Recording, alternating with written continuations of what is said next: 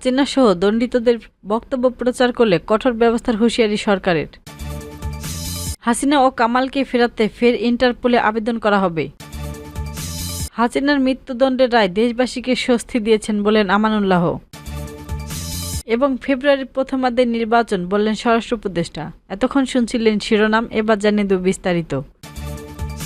পলাতক শেখ হাসিনা সহ দণ্ডিত আসামিদের বক্তব্য ও বিস্তৃত প্রচার না করার ব্যাপারে কঠোরভাবে সতর্ক দিয়েছেন অন্তর্বর্তী সরকার।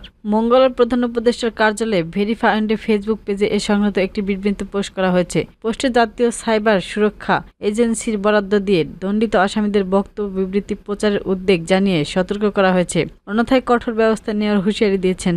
জাতীয় সাইবার সুরক্ষা এজেন্সি প্রকাশিত বিবৃতিতে বলা হয়েছে, দেশে বিভিন্ন ডিজিটাল ও ইলেকট্রনিকের মাধ্যমে পলাতক ও দণ্ডপ্রাপ্ত আসামিদের মিথ্যা ও উস্কানিমূলক বক্তব্য প্রচার করা হচ্ছে, যা সম্প্রতি সপ্তাহগুলোতে দেশের সার্বিক নিরাপত্তা ও জনশৃঙ্খলা ক্ষুণ্ণ করছে।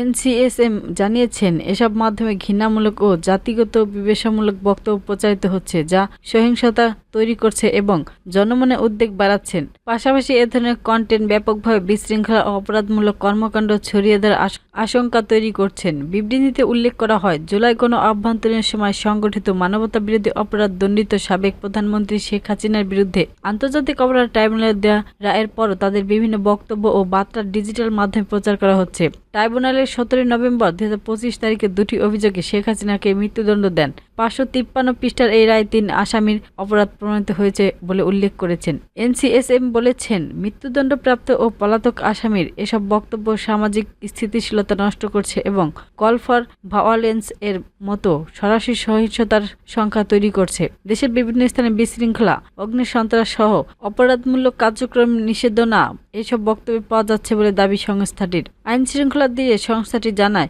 সাইবার পেন্সে ঘৃণামূলক বা বিশেষমূলক তথ্য প্রচার, সহিংসতা উস্কে দেওয়া এবং অপরাধ সংগঠনে প্রচারণা দেওয়া সাইবার সুরক্ষা আদেশ 2025 এর অধীনে শাস্তিযোগ্য অপরাধ।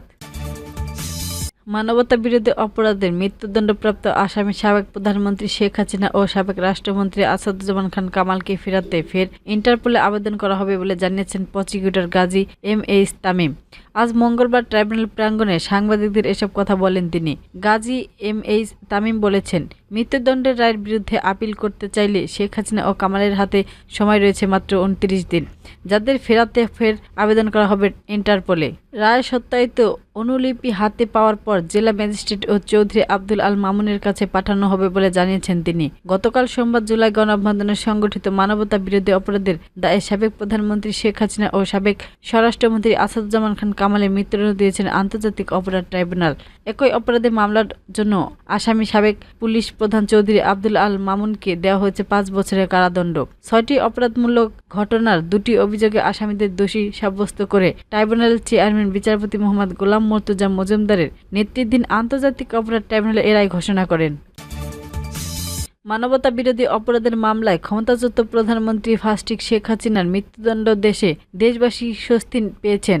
আইন প্রক্রিয়া শেষে দ্রুতই এই রায় কার্যকর হবে বলে মন্তব্য করেছেন বিএনপি চেয়ারপারসনের উপদেষ্টা ও ঢাকা 2 আসনের ধানেশীষের প্রার্থী আমানুল্লাহ আমান। মঙ্গলবার দুপুরে ঢাকার কেরানীগঞ্জ উপজেলায় কলাতিয়া ইউনিয়নের কলাতিয়া ডিগ্রি কলেজের নবীনগর অনুষ্ঠানে প্রধান অতিথির বক্তব্যে তিনি এসব কথা বলেন। আমানুল্লাহ আমান বলেছেন, ফাঁসিক খুনি হাসিনার বিচার দেওয়ার অপেক্ষায় ছিল বাংলার জনগণ। হাসিনার ফাঁসির রায়ে জনগণের প্রত্যাশা পূরণ হয়েছে, দেশবাসী স্বস্তি পেয়েছেন। আশা করি আইন প্রক্রিয়া শেষে খুব দ্রুতই এই রায় কার্যকর করা হবে। তিনি আরো বলেন, ন্যায় বিচার প্রতিষ্ঠা হলে দেশ সঠিক পথে এগোবে। এ রায় জনগণের দাবি ও অনুভূতি প্রতিফলন হয়েছে। পিলখানায় সেনা হত্যা, শাপলা চত্বরের নৃশংস হত্যাসহ সকল গণহত্যার বিচার একে একে করা হবে। তিনি আরো বলেন, জনগণের দাবি এখন একটাই, বর্তমান ফেরত অবস্থারত ফাঁসিক শেখ হাসিনাকে দেশে ফিরিয়ে এনে বিচারিক প্রক্রিয়া সম্পন্ন করতে। এ সময় কলেজ ছাত্রদলের আহ্বায়ক সামিল হকের সভাপতিত্বে উপস্থিত ছিলেন স্থায়ী সরকার ও প্রকল্প অধিদপ্তরের প্রধান কৌশলী মোহাম্মদ আনোয়ার হোসেন, কলেজের অধ্যাপক মোহাম্মদ লিয়াকত আলী, গভর্নিং বডি সভাপতি মোহাম্মদ আলী অভি, কলাতিয়া ইউনিয়ন বিএনপি সভাপতি এনামুল হক চান মিয়া সহ স্থায়ী বিএনপির নেতারা উপস্থিত ছিলেন। ত্রয়োদশ জাতীয় সংসদ নির্বাচনে আগামী ফেব্রুয়ারি মাসের প্রথমার্ধে অনুষ্ঠিত হবে বলে আশাবাদ বক্তব্য করেছেন স্বরাষ্ট্র উপদেষ্টা lieutenant general of Jahangir Alam Chowdhury. মঙ্গলবার 18 নভেম্বর দুপুর সচিবালয়ে স্বরাষ্ট্র মন্ত্রণালয়ে তার অফিস কক্ষে বাংলাদেশ নিযুক্ত জার্মানির রাষ্ট্রদূত রুডিগার লোজন সাক্ষাৎ করতে এলে তিনি এসব আশাবাদ বক্তব্য করেন।